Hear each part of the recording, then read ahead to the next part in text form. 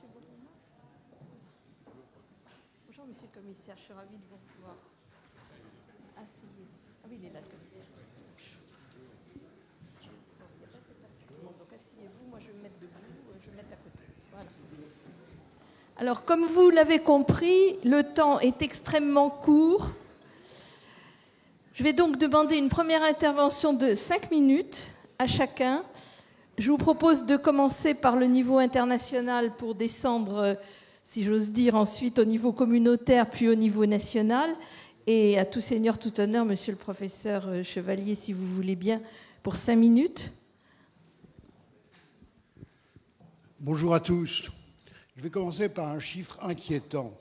C'est que tous les jours, plus de 80% de l'énergie que l'on consomme au niveau mondial provient des 3 énergies non renouvelables, fossiles, polluantes, le pétrole, le charbon, le gaz naturel. Et que ces 3 énergies, elles sont très abondantes.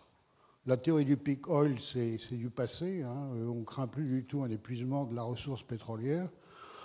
On peut avoir un peak demand si les pays sont assez raisonnables pour courber leur consommation pétrolière. Donc du pétrole, il y en a plein. Et avec, aux États-Unis, une diminution des coûts qui est absolument invraisemblable. Ce qui veut dire qu'aujourd'hui, quand les pays de l'OPEP cherchent à réguler l'offre, éventuellement en s'alliant avec la Russie ou d'autres pays, c'est difficile parce que la production américaine de pétrole n'est pas régulable. Et donc les États-Unis alimentent la planète avec ce pétrole, en particulier pétrole de schiste, d'une façon très très étonnante. Le gaz, même chose, d'immenses ressources de gaz avec notamment le gaz de schiste américain qui fait qu'il y a 5-6 ans, Gazprom avait acheté un méthanier plein de gaz pour le livrer à Boston, aux États-Unis, en disant voilà, le gaz russe arrive aux États-Unis, et qu'on pensait à l'époque que les États-Unis allaient être un importateur massif de gaz naturel. Aujourd'hui, ils exportent. Ils ont livré à la Lituanie il y a quelques jours une première cargaison de gaz. C'est un renversement total de la situation avec des ressources abondantes, des prix qui sont relativement bas. Et donc voilà un paradoxe majeur, c'est que ces énergies fossiles qui sont polluantes, elles se trouvent à des conditions économiquement très admissibles. Est-ce que ça va durer ? Je ne sais pas. Est-ce qu'il ne va pas y avoir une conscience aux États-Unis des dommages environnementaux que provoquent ces énergies ? Je ne sais pas. Certains États ont interdit la fracturation hydraulique. L'État de New York, la Californie s'interroge. Donc, on a d'énormes points d'interrogation sur le devenir de ces énergies. Le nucléaire, on pensait que ça pouvait être une source non polluante et formidablement compétitive. En fait, aujourd'hui, on voit émerger ce qu'on appelle les coûts futurs du nucléaire existant. Et les coûts futurs, c'est le démantèlement des centrales plus le stockage des déchets, avec des problèmes dramatiques qui se posent au fur et à mesure que ces coûts sont révélés. Donc on est dans un système énergétique qui est très fossilisé et qui est évidemment extrêmement rigide.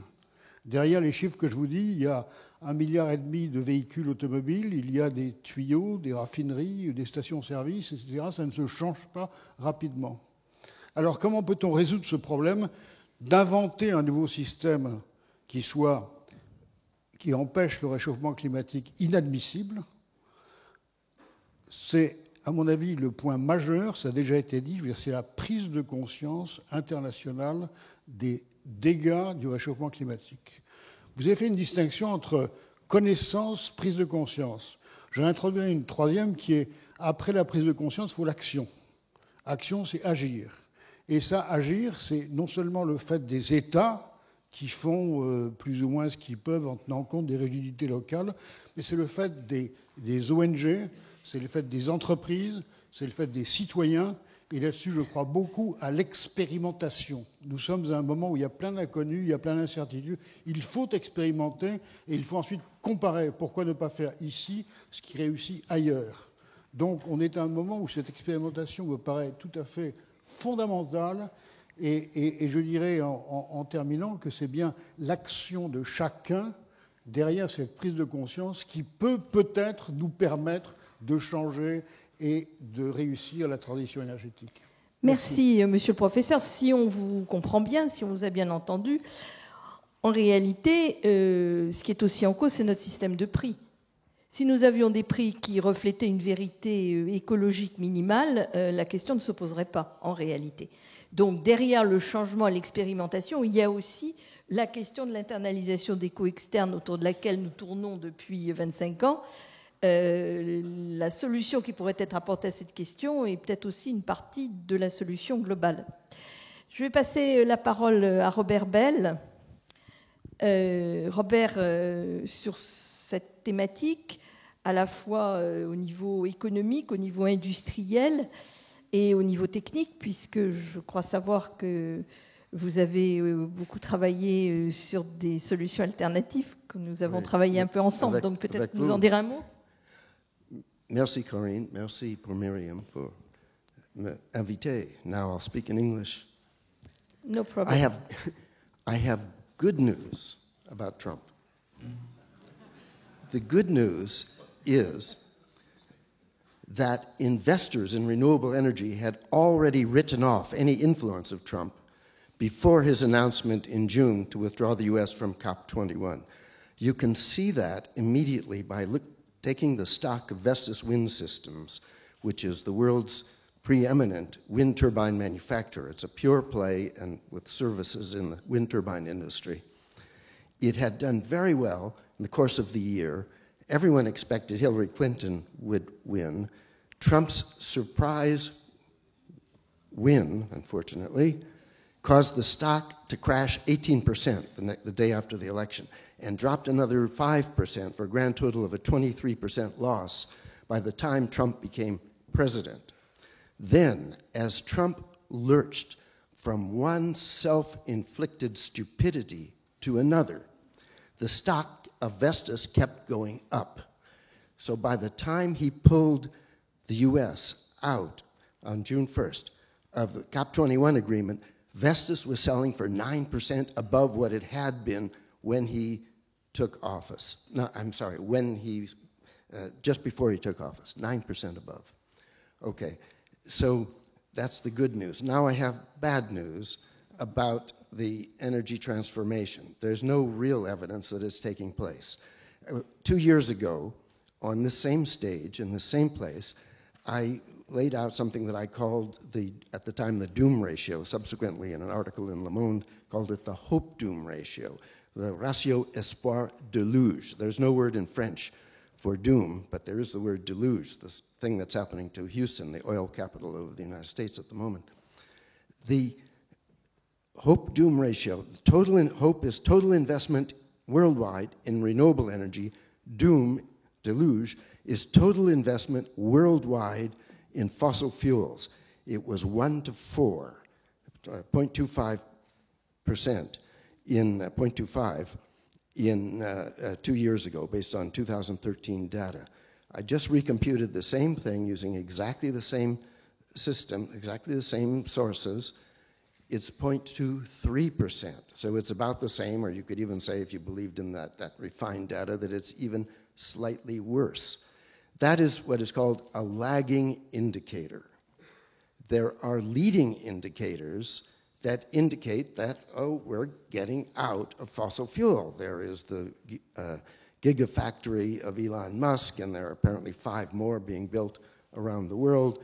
There is a growth in electric cars. The International Energy Agency said just last year that there were more plants, electricity producing plants using renewable energy than using fossil fuel built last year. Those are leading indicators. But the lagging indicator does not confirm them. That's the problem. We are in the jam that a number of people here have said. Now, the head of the International Energy Agency said that the big investment is going in China, India, and developing countries.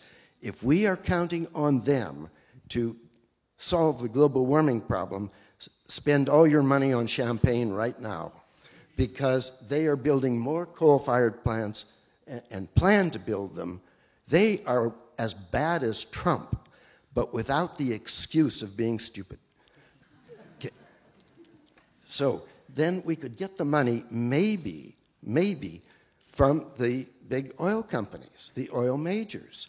The International Energy Agency, in the same report, said about 50% of their investment in their total investment each year goes into replenishing exhausted fields or improving them. Okay, that might be somewhere between $300 and $500 billion a year, which could transfer in to renewable energy. Don't hold your breath. Every single one of the major oil companies is run by an oil executive who got there by being a successful oil executive. And in management, it's well known. People do what made them successful. So they're going to keep spending money on oil. We just saw that with Total last week, $7.5 billion to buy an old oil field from a Danish company. So that's not going to get us anywhere. In my view, the best leading indicator that might get us out of this jam will be IPOs, initial public offerings, flotations of oil companies. Kuwait Oil, Kuwait Energy, tried to get one off the ground in London earlier this year, this summer. They were not successful. They couldn't get investor interest in it. They have no dream to sell. Renewable energy has a dream to sell. The oil companies just have inertia to sell. That's all they have to sell. So the biggest IPO is coming up, just 1 second more. The biggest IPO is coming up next year, Aramco. They're hoping to raise $100 billion. A lot of people think they'll maybe make 75, 50. If that IPO is viewed as a failure, then the myth of oil, the riches of Araby, will be seen to be a mirage in the desert sand. And that could provoke a panic exit from oil investment, not from oil usage, but oil investment. On the other hand, if that IPO is a success, it means that they have found lots and lots of greater fools, as the expression goes in the stock market, and then we will have a very big fight on our hands to get an energy transformation. Thank you. Thank you. Merci.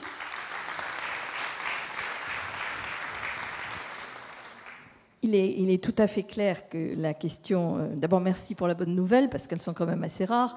Et puis, deuxièmement, c'est tout à fait clair que les investissements restent extrêmement importants dans ces domaines, mais dans le même temps, on voit aussi, et les chiffres que vous nous donniez, Madame la directrice, tout à l'heure, sur les investissements en France, et on n'est pas les meilleurs d'Europe, sur le renouvelable, montre qu'il y a une vraie révolution aussi qui se passe, et ça, c'est quand même une très bonne nouvelle. On va continuer peut-être un peu plus vers l'Europe, avec M. Piebalgs, que je suis heureuse de retrouver. C'était mon commissaire, si je puis dire, lorsque j'étais un de mes commissaires, quand j'étais députée européenne, sur l'évolution de la politique européenne par rapport au contexte qui vient d'être rappelé. Est-ce que vous pensez que nous allons être capables de mettre réellement en place une Europe de l'énergie, parce que nous n'y sommes de loin pas, avoir des politiques plus cohérentes entre nous et tenir les feuilles de route au moins 2030 que nous nous sommes fixées? En principe, oui, mais je voudrais commencer où mon collègue a parlé de Donald Trump, parce que je crois que quelquefois nous relativisons ce qu'il a dit ou ce qu'il a fait. Oh, c'est Donald, il est seul et ce n'est pas très important. Et j'ai trouvé une preuve dans les livres qui est assez populaire, c'est des livres de Yuval Noah Harari, Homo Deus, courte histoire de demain. Et ce qu'il a dit, je cite en anglais, mais après je parle en français, c'est où il trouve les problèmes écologiques.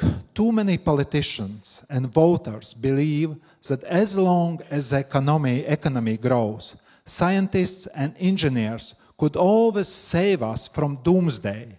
They take for granted that the miracles will happen. Et ce que je trouve aujourd'hui, quelquefois, qu'on pense que la transition va passer assez simple, sans décision politique qu'il faut prendre, parce que si on ne prend pas les décisions, la transformation est lente et nous sommes en retard pour notre rendez-vous avec les problèmes climatiques. Et deux choses qui, je trouve, que comme défi, après l'annoncement que les États-Unis se retirent des accords climatiques, il y a la première, c'est solidarité, particulièrement avec l'Afrique. Et pourquoi avec l'Afrique? Parce qu'il y a beaucoup de monde qui n'a qu'un accès à l'énergie et les raisons politiques peut-être vont suivre le mode politique de pensée de l'Inde. C'est l'accès est plus important que le climat. Ça veut dire il y a le charbon qui a bien marché. Pourquoi il faut investir dans les autres sources? Et sans soutien politique au niveau des renouvelables, ça ne va marcher pas. Et je crois que c'est l'argent qui va être les fonds verts, etc., des États-Unis. Quelqu'un doit faire ça. En tout cas pour l'Afrique, parce que pour l'Asie, c'est les chiffres plus élevés. Je crois qu'on peut faire. Et le deuxième, c'est le leadership de l'Europe.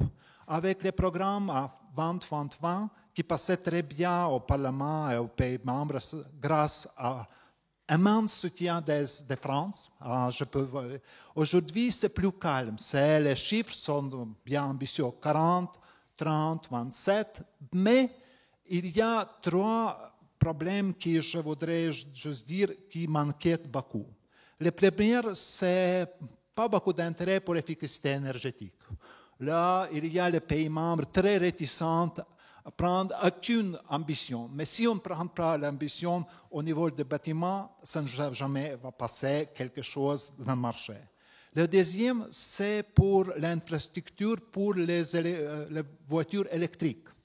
Parce qu'on pense, c'est facile pour faire connexion pour l'électrique. J'ai lu une anecdote, c'est en Allemagne, c'est l'aéroport Brandenburg qui ne marche pas, ce projet. Là, on essayait de pousser une connexion et le coût est 36 000. Pourquoi 36 000? Parce qu'il faut changer les plans, etc. Ça veut dire que c'est le coût ensemble. Si vous planifiez avant, après ça coûte beaucoup plus cher. Et je trouve qu'il n'a pas assez d'ambition sur cette direction. Et le troisième, c'est le charbon. La Commission a proposé quelque chose assez petit. Pour les mécanismes de capacité, il faut avoir un plafond, 550 grammes d'émissions pour 1 kWh. Et ce n'est pas très populaire. L'hydroélectrique est contre, etc. Mais si ça ne passe pas, charbon va rester dans le mix énergétique européen jusqu'à le prix de carbone va augmenter, je ne sais pas, jusqu'à 100 € par tonne. Ça veut dire qu'il y a trois enjeux très concrets pour avancer les projets européens. Parce que dans cette situation, avec réticence de quelques groupes de politiques et aussi des populations des problèmes climatiques, je trouve qu'il faut renforcer l'Europe. Et cette union énergétique, c'est quelque chose de bien, mais il faut avoir beaucoup plus d'ambition et les sociétés civiles, c'est les forces qui doivent être démontrées dans cette période courte jusqu'à fin d'année, quand l'édition va être prise dans les conseils et dans les parlements. Merci. Merci beaucoup. Monsieur Simoneau, vous appartenez à une grande entreprise qui fait sa mutation, je crois qu'on peut le dire comme ça, après E.ON et quelques autres. Il y a une étude très intéressante qui a été publiée l'année dernière, je crois. Je parle sous le contrôle des éminents professeurs qui sont ici et là, qui disait que 80 entreprises ou 90 entreprises étaient responsables de 75 ou 80% des émissions de gaz à effet de serre, en tout cas des 50 ou des 60 dernières années. Alors elles étaient responsables parce qu'elles avaient produit et que tout ce produit avait été utilisé par d'autres, etc. Mais quand même, Monsieur Piebalgs vient de parler de la société civile, qui est effectivement extrêmement importante dans ce débat, et la place des entreprises. c'est-à-dire comment les entreprises peuvent-elles concevoir leur rentabilité, dont on peut concevoir que c'est effectivement leur raison d'être d'une certaine manière, avec la participation à cette transformation absolument indispensable, parce que dans les entreprises, il y a des hommes et des femmes et qui sont concernés comme ceux qui n'y travaillent pas.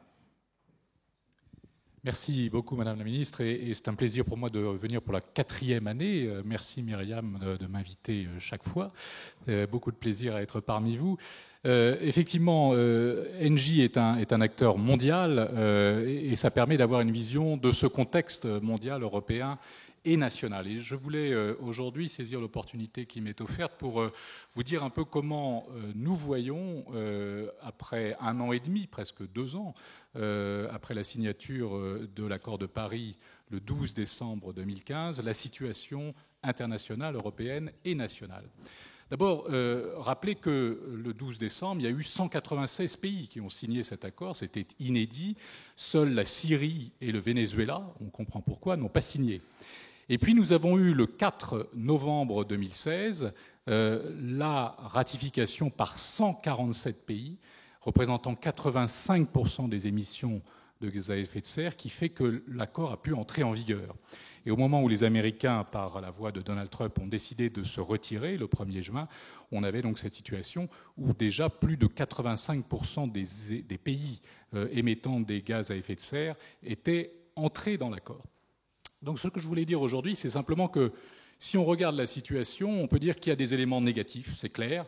Myriam a rappelé tout à l'heure la tempête Harvey à Houston. J'ai été moi-même consul général à Houston il y a quelques années et j'ai vu beaucoup de photos, beaucoup d'images et je m'aperçois effectivement du drame que représente cette tempête considérable, la plus importante qui ait jamais eu lieu au Texas depuis que l'on observe ces phénomènes.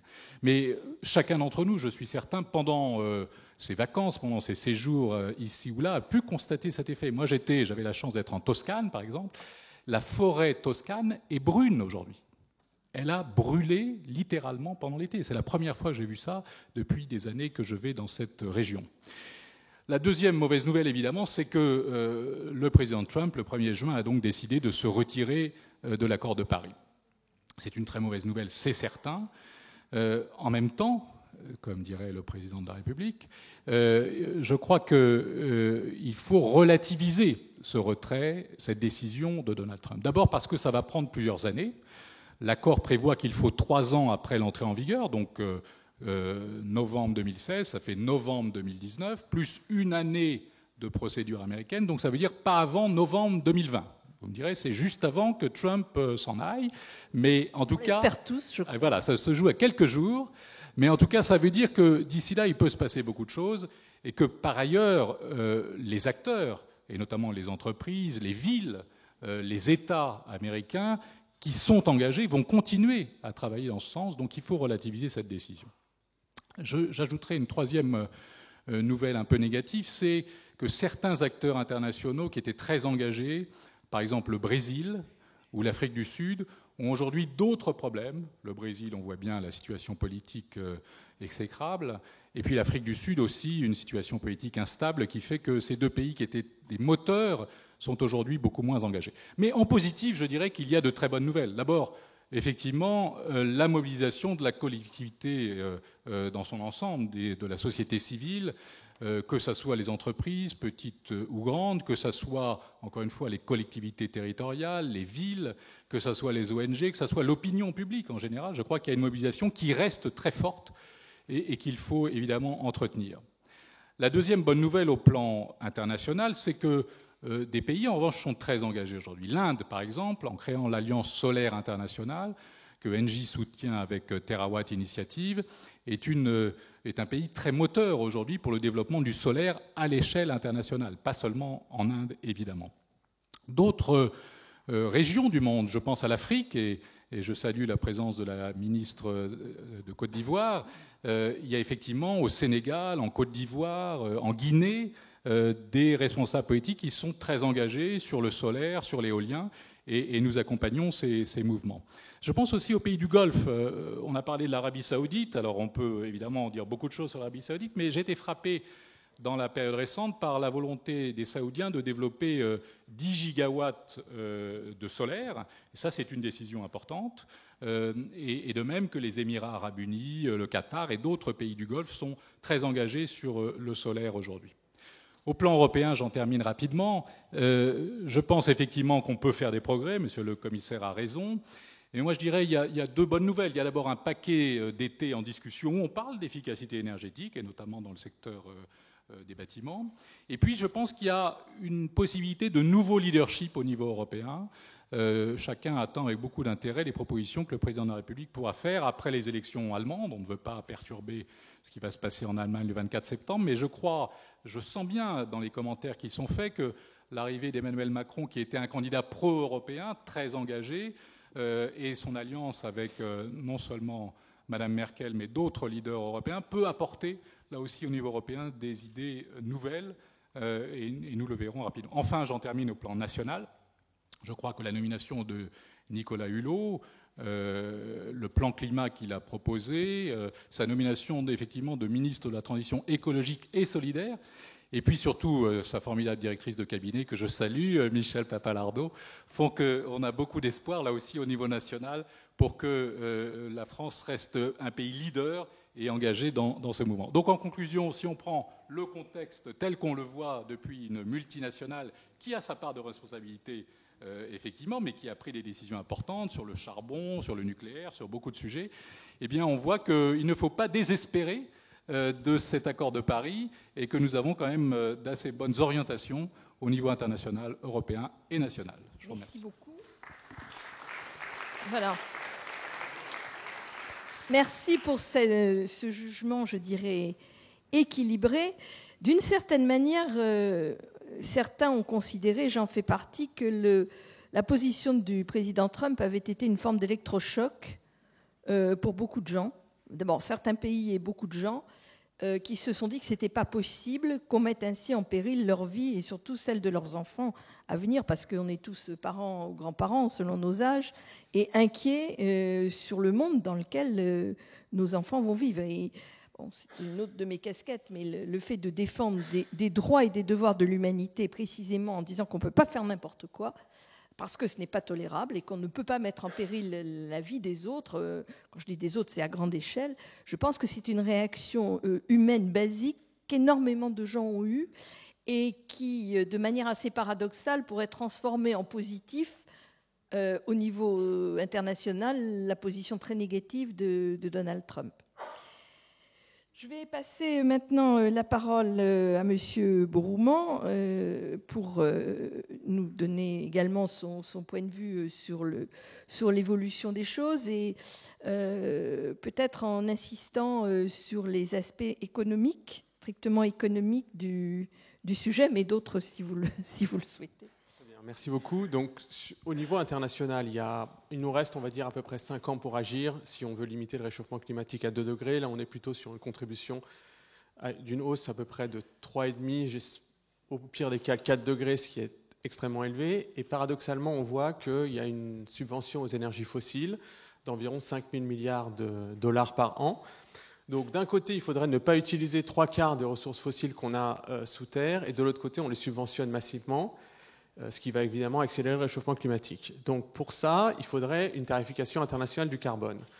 Parce que des accords uniquement juridiquement contraignants, ça ne suffit pas. Comme vous l'avez dit, il faut intégrer dans le système de prix le coût des dommages climatiques, même si le climat ne se réduit pas à un prix, bien évidemment.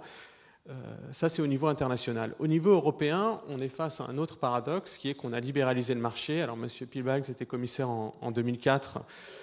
Il n'y avait pas encore assez de recul pour analyser cette libéralisation du secteur de l'électricité et du gaz en Europe. Maintenant, c'est vrai qu'au niveau des objectifs qui étaient prévus, le résultat n'est pas là, pour les ménages en tout cas, et que paradoxalement, on fixe des objectifs quantitatifs d'énergie renouvelable au niveau européen, alors qu'on a un objectif de marché libéralisé. Donc c'est paradoxal, parce que soit c'est le marché qui décide, soit on fixe des objectifs quantitatifs, on ne peut pas avoir les deux. Alors le problème de l'Europe, c'est qu'elle était pionnière dans le domaine énergétique, maintenant elle n'est même pas leader.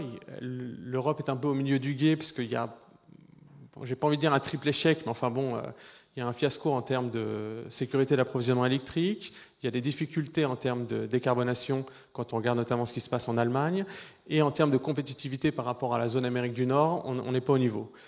Donc il faudrait qu'il y ait une stratégie collective en Europe. Or, chaque pays a un peu sa propre stratégie nationale sans coordination au niveau européen. Et donc, on a une transition électrique, je préfère parler de transition électrique plutôt que de transition énergétique, qui est un peu chaotique. Et donc, il faudrait une stratégie collective au niveau européen. Et pour terminer, au niveau national, là, donc, il y a beaucoup d'espoir dans le nouveau gouvernement, j'espère, mais c'est vrai que l'opérateur électrique français a face à lui un mur d'investissement, un endettement qui est colossal, des projets comme Hinkley Point qui sont plus des paris technologiques que des projets technologiques. Donc il y a un énorme risque face à un mur d'investissement de 100 milliards d'euros. Donc par rapport à ça, il y a un choix à avoir qui est charnière dans les années à venir. C'est soit on s'oriente vers les renouvelables massivement avec un rôle d'État qui joue son rôle d'État stratège comme il a pu le faire dans le passé, soit on est face à une impasse industrielle et financière avec un nucléaire de plus en plus compétitif, de plus en plus coûteux, comme l'a dit le professeur Chevalier, et donc de moins en moins compétitif face à des énergies renouvelables qui bénéficient d'effets d'apprentissage, de rendements croissants et de coûts qui baissent. Et donc face à un nucléaire qui doit intégrer un coût du démantèlement extrêmement élevé, des normes de sécurité de plus en plus importantes, et un coût du démantèlement qu'on ne connaît pas en plus, qu'on n'a pas suffisamment provisionné, il faut réfléchir à un choix qui est stratégique dans les années à venir, entre orienter massivement les investissements vers les renouvelables ou continuer dans une impasse qui est celle des investissements dans le nucléaire. Merci. Merci pour la clarté la clarté de la question que je partage pour ma part en totalité et dans tous ses propos. Parce que je crois que c'est comme ça qu'il faut poser effectivement, la question, et que poser la question sous cette forme, d'une certaine manière, c'est la résoudre, parce qu'on sait très bien qu'il n'y a pas 50 manières de répondre, il n'y en a qu'une. La seule question, c'est combien de temps on va mettre pour le faire. C'est, à mon avis, la seule question qui se pose réellement. Monsieur Porcher, pour terminer ce premier tour de table, il nous restera un tout petit peu de temps pour l'échange, ce qui est quand même pas mal. Bon, merci. Je pensais qu'il me restait 30 secondes, mais je suis content qu'il reste un peu de temps. 5 minutes comme les autres. Ok, super, merci. Alors, il y a une étude qui est sortie récemment qui montrait qu'on avait 5% de chance de réussir l'accord de la COP21. 5% de chance. Bon, on le savait, quand on regarde le rapport qui avait été rendu par M. Canfin et Grandjean à l'époque, on voyait les courbes d'évolution du PIB et les courbes d'évolution de CO2. Les courbes d'évolution de CO2 devraient chuter drastiquement et le PIB continuer à évoluer, ce qui n'a jamais été le cas jusqu'à aujourd'hui. Donc rien qu'en voyant ce schéma, une fois j'avais montré à des étudiants et mes étudiants m'avaient répondu « on est tous morts ». C'est ce qu'ils m'avaient dit. Des étudiants très bons du Master 203 de Dauphine, où j'ai repris le cours de M. Chevalier, sans avoir le droit de me présenter en tant que prof de la Dauphine. Mais bon, c'est une autre histoire. C'est juste pour rigoler, donc je rigole. Donc la situation est catastrophique. Alors cette situation étant catastrophique, il faut vraiment, je pense, identifier des coupables et des pays qui doivent être des locomotives. Aujourd'hui, il y a une espèce d'horizontalité qui a été augmentée avec la COP21, où on vous met sur le même plan le Mali, l'Arabie Saoudite, qui certes, par tête, polluent, mais ils produisent 10 millions de barils, ils en consomment que 2 millions, le reste ils les exportent, donc c'est qu'ils vont quelque part. Ils vont où ? Ils vont chez nous en partie. La Chine, pareil, elle a augmenté sa pollution, elle est devenue le premier émetteur de CO2, mais c'est aussi l'atelier du monde, où nos industries produisent et exportent des biens que nous consommons également chez nous. Or, des travaux scientifiques très sérieux, pour le coup, ont été faits et montrent que si on prend toutes les données historiques des émissions de CO2, que l'on prend aussi les émissions consommées de CO2 qui sont importantes, parce que si on prend les émissions de consommées, les nôtres augmentent fortement et celles de la Chine diminuent fortement. Et bien, en fait, si on devait faire payer les pollueurs, 50% des gens qui devraient payer sont des Américains, les 30 autres % sont des Européens, donc 80% grosso modo de ceux qui devraient financer le fonds vert sont les Européens et les États-Unis. Donc c'est vraiment eux qui sont les principaux responsables et c'est eux qui doivent prendre le lead de cette transition énergétique. Or, quand on regarde ce qui se passe aux États-Unis, même sous Obama, que tout le monde a applaudi, les États-Unis sous Obama ont rajouté 4 millions de barils sur le marché pétrolier mondial. Le développement des gaz de schiste qui a très bien été exposé par Jean-Marie Chevalier, c'est du gaz non conventionnel, c'est un gaz polluant. On parle de la première puissance mondiale qui a la capacité technologique à engager la transition et la capacité financière plus que d'autres pays, plus que le Mali ou la Chine ou je ne sais quel autre pays, qui a choisi de développer du gaz non conventionnel plutôt que de rentrer dans une transition énergétique. Idem pour le Canada qui a développé des sables bitumineux encore plus polluants alors qu'elle pouvait intellectuellement, matériellement, financièrement engager la transition énergétique. Donc ça, il faut le rappeler. Ensuite, et avec Trump, tout ça ne s'arrange pas puisqu'il y a une volonté de relancer l'industrie charbonnière et pétro-gazière. Et à cela, on ajoute la défiance, parce que c'est un vrai climato-sceptique, lui-même l'a dit, qu'il n'y croyait pas pendant la campagne. Et là, il sort de l'accord de la COP21. Donc tout ça n'arrange pas les choses, même si aujourd'hui, le monde est globalement plus mûr qu'au moment de l'accord de Kyoto. Et je ne pense pas qu'il y aura l'effet d'entraînement qu'il y avait eu à l'époque avec un certain nombre d'autres pays, notamment le Canada, l'Australie et le Japon, qui voulaient sortir de l'accord de Kyoto quand les États-Unis ne l'avaient pas ratifié. Là, le monde paraît plus mûr pour continuer. Pour l'Europe, alors l'Europe, c'est assez marrant, c'est qu'on était des pionniers. Alors, le cadre intellectuel de l'Europe, c'est quoi? C'est de dire, vous avez un monde tel qu'il est, un fonctionnement avec des énergies polluantes principales, comme l'a rappelé M. Chevalier, à 80% des énergies polluantes. Et à ça, il faut créer des incitations pour que l'on puisse passer des énergies polluantes aux énergies propres. Alors les incitations, c'est le marché carbone. On crée un autre marché pour modifier les problèmes du premier marché. Alors ça a été une catastrophe, puisque un marché, c'est un rapport de force sous-jacent avec des individus, même si en théorie on ne vous le dit pas ça, et les individus ont tellement été bons dans leur lobbying que dans le premier marché du carbone, ils se sont attribués des surquotas, ce qui a fait que le prix devait être à 100, il était à 5, donc ça n'a absolument pas fonctionné, ça devait être quelque chose qui devait nous permettre de justement changer, mais ça a été plutôt quelque chose qui nous a encouragés à ne pas changer. Il y a aussi la fiscalité. Alors la fiscalité, c'est quelque chose d'intéressant. Elle repose principalement sur le consommateur en général, rarement sur l'offre. D'ailleurs, la fiscalité va baisser en France, elle va passer à 25%, elle est à 11% en Irlande. Donc la fiscalité, elle est sur le consommateur, principalement pour qu'il s'adapte. On lui offre quelque chose avec une baisse de fiscalité, et lui, on doit lui faire payer une fiscalité pour qu'il s'adapte. Mais bon. Et la dernière chose, c'est les subventions pour les renouvelables. On met des subventions, les renouvelables étant moins compétitives, on leur met des subventions, elles pénètrent le marché, et c'est le marché, bien sûr, qui fait le tri, la concurrence qui fait le tri. Alors, très bien, c'est très beau tout ça, alors qu'on sait ce que l'on veut au fond, on sait qu'on doit développer les renouvelables, on doit baisser nos émissions de CO2, mais on fixe ce cadre-là pour le faire. Parce qu'on ne veut pas le faire autrement, alors qu'on pourrait le faire par d'autres moyens, mais je reviendrai après. Donc on fixe ce cadre-là, très bien. Tout va bien, alors ce sont des instruments qui sont efficaces, mais qui ne sont pas suffisants pour avoir une transition énergétique ambitieuse. Vous regardez, le nucléaire s'est développé massivement en France. Il ne s'est pas développé avec un prix du carbone, il ne s'est pas développé avec d'incitation, il s'est développé avec une volonté politique. Et nous avons aujourd'hui le bilan énergétique le plus nucléarisé au monde. Donc quand on a une volonté politique forte derrière, on peut le faire. Et on n'a pas besoin d'incitation de marché. Et aujourd'hui, ce qu'il manque dans le développement des renouvelables, c'est cette véritable volonté politique. La volonté politique, vous le voyez dans le programme d'Emmanuel Macron, alors je ne veux pas trop critiquer, mais il veut mettre, c'est déjà bien, il veut mettre 15 milliards dans la transition écologique, pas énergétique, donc écologique, au-dessus de l'énergétique. 15 milliards, c'est moins que ce que va mettre EDF dans le seul projet d'Hinkley Point. La transition globale de notre économie écologique, 15 milliards en 5 ans. Un projet d'EDF, plus de 15 milliards. Donc voilà, vous avez, en économie, il faut toujours faire des rapports comme ça de masse, c'est important. Là, vous voyez très bien que la transition sera loin d'être ambitieuse, même si ces 15 milliards sont bien, mais ce sera loin d'une transition énergétique ambitieuse. Et donc c'est ça le vrai problème, c'est qu'en réalité, on sait comment faire, on l'a déjà fait pour le nucléaire, mais aujourd'hui, le cadre de pensée surtout, nous empêche de refaire ce qu'on a fait. Et donc, on parle d'incitations de marché qui sont extrêmement inefficaces. Je finirai en 1 minute. Toutes les innovations de rupture aujourd'hui ont été initiées par l'État. En premier lieu, Internet, le GPS, etc. C'est de l'investissement public avec le privé, mais c'est de l'investissement public à la base. La transition énergétique ne se fera pas sans une impulsion très forte des politiques et donc de l'État. Or, aujourd'hui, cette impulsion, elle manque. Et donc, moi, ce qui m'embête, c'est qu'on a tellement peu même d'ambition politique qu'aujourd'hui, vous voyez un pays comme l'Inde qui veut sortir des véhicules à moteur, qui s'est fixé comme cap 2030. La France s'est fixé comme cap 2040. C'est grave, c'est très grave, même si les caps ne seront peut-être pas respectés. Mais ça veut bien dire quelque chose. Ça veut bien dire quelque chose. C'est-à-dire que nous, voilà, pour peu qu'on ait une volonté politique ambitieuse, la première chose qu'on vous répondra, et je terminerai là-dessus, c'est « Ah, c'est pas possible ». Voilà.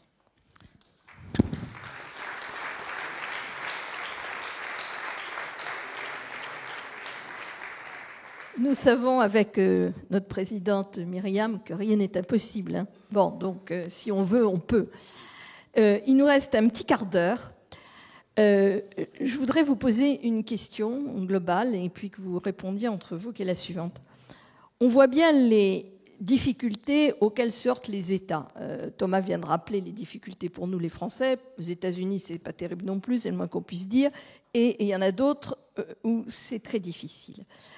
Est-ce que le moment n'est pas venu de trouver un nouvel équilibre sur ce sujet, qui est un sujet à la fois planétaire, qui est planétaire dans les deux sens du terme, c'est-à-dire planétaire au sens géographique du terme, concerne tous les pays, et planétaire au sens humanité du terme. Ça concerne tous les humains, donc les grandes collectivités, les petites collectivités, les individus, tout le monde.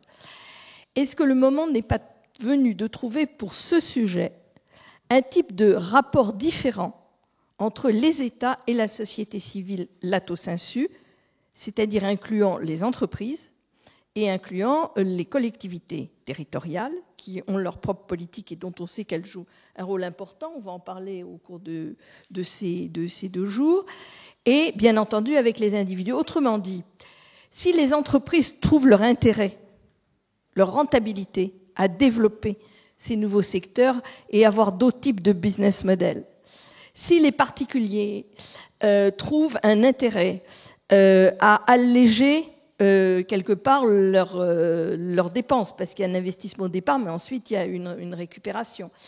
Si les collectivités publiques trouvent un intérêt également dans un autre mode d'organisation de la ville, est-ce que c'est pas par là qu'on va passer et qu'on imposera en quelque sorte aux États les changements qui sont indispensables, ou est-ce que c'est totalement utopique ce que je viens de raconter? Qui veut commencer?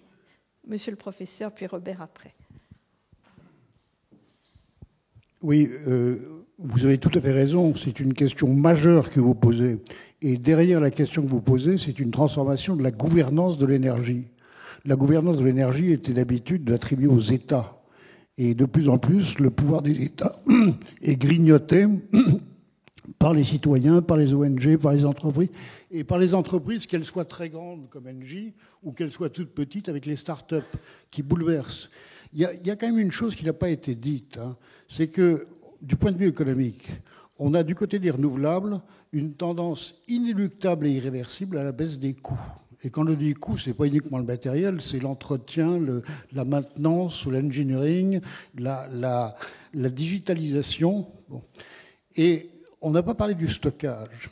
Alors, j'essaye d'avoir des informations sur le stockage. Je pense que le stockage est soumis à une même baisse des coûts. Et donc, la conjonction de baisse des coûts sur les renouvelables et le stockage, c'est un bouleversement des systèmes énergétiques qui est derrière, avec bien sûr la digitalisation dont on a parlé.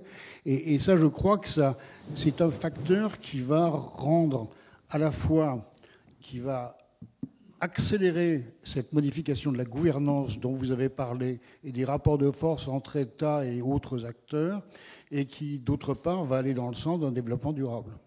Merci. Monsieur Bell. Thank you. I think there's a very simple solution to get out of this mess. I proposed it at COP21, off stage there. We simply need to get a vast amount of investment into renewable energy. I think it's a hopeless cause to change the hearts. It's a great idea, but to change the hearts and minds of, I don't know how many billions of people, that's a tall order in the few years we have to save the world. But we could get billions and billions of investment into renewable energy, and it's a very simple way to do it. Exactly the thing that led to the success of the internet and cell phones, exactly the thing that led to the bad outcome of gaz de schiste in the US, simply tax shelter investment in renewable energy. Totally tax shelter it. It was done illegally for cell phones, the companies located in tax havens like Ireland. It was done legally in the United States because of the piece of the tax code that had been put there in 1916 for oil drilling. That's all we need to do. The simplest deal would be to give accelerated depreciation, which means you can write off your investment in the year you make the investment, for any infrastructure investment in renewable energy. that will bring so much money into the field that we won't know what to do with it all. And it will go to whatever countries do that. I would like to see France be the first to do it, but I don't know. Merci.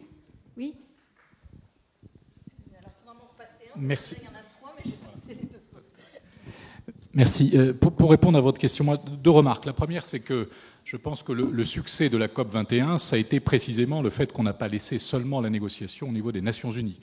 Je rappelle qu'il y a eu 3 corbeilles, la négociation Nations Unies, donc sur la Convention climatique, l'incitation État par État avec les engagements nationaux, et ça c'est important parce que dans l'accord tel qu'il est prévu, tous les 5 ans, il y aura une révision des engagements pris nationalement par chacun des États. Et donc il y a un effet de stimulation que je trouve très engageant et c'est totalement innovant. Et puis surtout la 3e corbeille qui était la corbeille de la société civile, les engagements des villes. Il faut saluer là l'action de Michel Saban, d'Anne Hidalgo dans le C40. Hein. Il faut saluer l'activité d'un certain nombre d'États fédérés aux États-Unis ou ailleurs. Et puis évidemment des entreprises, des ONG. Donc cette corbeille société civile a été fondamentale de mon point de vue pour le succès de la COP21. Donc pour répondre à votre question. Et par ailleurs, effectivement, sur les investissements et sur la capacité de recherche, moi ce qui me frappe, c'est qu'on manque au niveau européen d'une vraie politique de recherche en matière énergétique. Il y a tellement à faire sur le stockage, effectivement, sur les nouveaux procédés, que ce soit sur le plan du digital, que ce soit sur le plan de la biomasse. Il y a énormément de projets que nous menons nationalement, voire infranationalement, et que nous pourrions développer au niveau européen avec de vrais moyens. Et donc moi, je plaide depuis longtemps, et je souhaite que cette université plaide pour une vraie politique de recherche communautaire en matière énergétique. Merci. Oui, il y a un sujet dans la recherche qui m'apparaît un peu négligé, c'est que toutes ces nouvelles technologies, elles utilisent une matière première et que cette matière première, elle est généralement pas renouvelable. Donc c'est très joli, on va sur les terres rares, on va sur plein de choses très importantes pour fabriquer tous ces matériaux, sauf que on sait qu'on en a pour 5 ans, 10 ans, 15 ans, on fait quoi après ?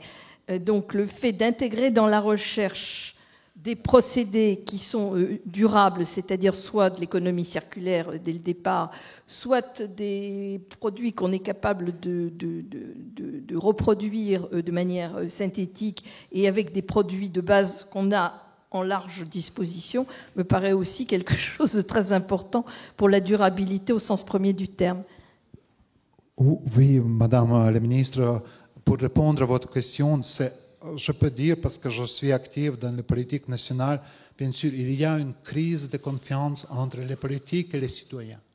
Mais c'est des crises qui demandent les réponses et pas facile à trouver. Je crois que c'est le même dans d'autres pays et je peux expliquer dans cette manière les crises entre l'Europe et la Pologne. Parce que c'est tous les sujets.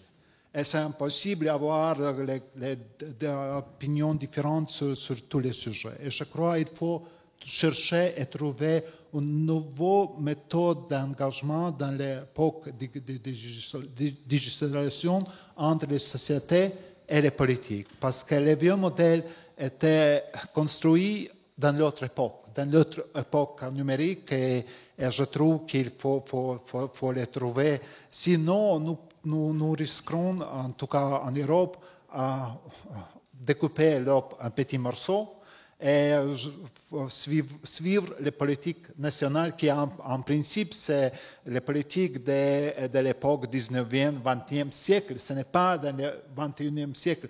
Il faut trouver, je crois, le pays qui va chercher les modèles va réussir mieux à répondre aussi à l'engagement climatique.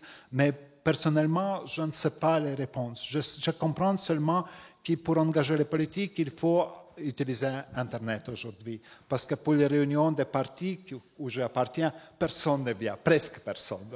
C'est déjà, il y a seulement les hardliners, on peut dire. Mais ce n'est pas, le message ne passe pas. Et aussi pour l'information publique, c'est aussi, à l'époque, c'était un manque d'information. Aujourd'hui, il y a beaucoup de fonds d'information. C'est aussi une nouvelle situation et il faut être actif, faire les propositions et chercher les réponses. Merci. J'ai juste un petit mot. Sur le rôle de la société civile et de la société en général. moi je trouve ça très bien. On fait tous des efforts avec nos moyens. Et il faut éduquer les gens à ce qu'ils en fassent de plus en plus. Moi, je suis d'une génération, on ne connaissait pas le tri des poubelles. Je l'ai découvert très tardivement dans ma vie, quand il y a eu les bacs de différentes couleurs, etc. Mon petit Pourtant, frère... tu n'as pas 80 ans. Hein. Oui, mais moi, quand j'avais 7 ans, il n'y avait pas de... Bon, je l'ai découvert tardivement. Donc, et j'aurais aimé le découvrir beaucoup plus tôt. Donc, l'éducation est importante. Mais justement, ce qu'on parlait, ce lien entre, encore une fois, le politique et la société civile. C'est-à-dire que quand vous regardez les cours de développement durable que l'on donne au terminal, qui sont rajoutés au programme d'histoire, on leur dit, grosso modo, fais attention à ton robinet qui goutte, minute ta douche, tout ce... Super, très bien, génial. Les personnes font ça et puis après ils voient que pendant 1 an, en France, il y a un débat sur l'exploitation du gaz de schiste, avec plein de mecs qui vous disent que c'est génial, c'est super, voilà. Quelle confiance il peut y avoir entre vous, d'un côté, qui resserrez votre robinet pour ne pas perdre une goutte, et puis de l'autre, on vous dit qu'on va mettre des dizaines de milliers de litres pour faire du gaz de schiste. C'est que ça fait un grand débat national, avec des gens qui se disent écolos, qui sont pour, d'autres qui vous disent qu'il faut lutter contre le climat et qui le défendent, Madame Parizeau, par exemple, d'autres, il y en a plein. Quel lien on peut avoir entre la société civile et le politique quand on voit ça ? Quand vous avez un homme politique qui est aujourd'hui président de la République, qui vous dit « Make our planet great again » et qui 2 mois avant défendait les gaz de couche en Alsace au nom de la compétitivité, quelle confiance vous pouvez avoir dans la société civile ? Donc il est là, la base de la confiance, elle est là. Vous voyez ? Donc la société civile, elle peut faire des choses, mais elle ne fera pas plus d'efforts qu'elle ne peut faire déjà, parce qu'elle a un métier, elle travaille. Et cet effort peut être rompu par la perte de confiance qu'il y a vis-à-vis du politique. Monsieur Beauroman, pour terminer. Moi, ce que je voulais dire, c'est que dans le terme transition énergétique, c'est un peu à géométrie variable. C'est-à-dire que pour certains pays, ça veut dire renoncer au nucléaire, pour d'autres, c'est y entrer, pour d'autres, c'est y revenir, pour d'autres, comme la France, c'est en débattre. Mais au moins, ce qui est sûr, c'est qu'en liant climat et énergie, les consommateurs, les citoyens sont de plus en plus actifs. C'est pour ça, d'ailleurs, qu'on parle de consomme-acteur, et que cette révolution digitale et décentralisation, c'est-à-dire énergie renouvelable et numérique, fait qu'on va avoir une société civile de plus en plus impliquée. Et donc ça, c'est un signe très positif. Et c'est pour ça que le retrait, l'annonce par le président Trump de sortir de l'accord de Paris peut avoir un effet rebond chez les États fédérés, la société civile au sens large, et puis les villes qui sont aux avant-postes de ces transitions électriques et de cette lutte contre le réchauffement climatique. Merci beaucoup. Je voudrais d'abord remercier nos panélistes qui ont été parfaits. Je crois qu'on peut vraiment les applaudir.